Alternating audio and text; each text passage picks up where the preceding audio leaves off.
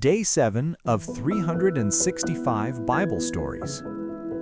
Adam and Eve had two sons. The older son was named Cain, and he worked the land as a farmer. The younger son, Abel, cared for sheep and raised them as a shepherd. One day, when the brothers were still young men, they decided to make an offering to God to show how much they loved him. Cain set aside some of his harvest, grains of wheat and barley, and offered them to God. Abel chose the firstborn lamb from his flock, carefully preparing it, cutting off the best parts and presenting it to God. God looked at both offerings.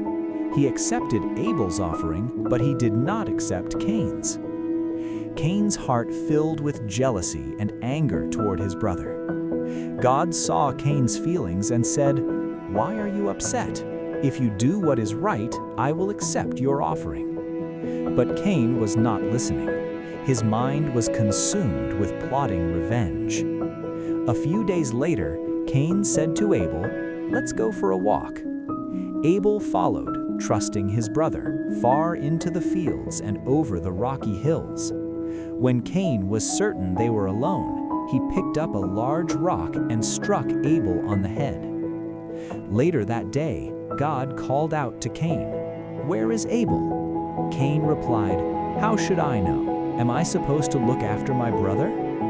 But God knew the truth. "Why have you done this terrible thing?" he asked. "You have killed your own brother.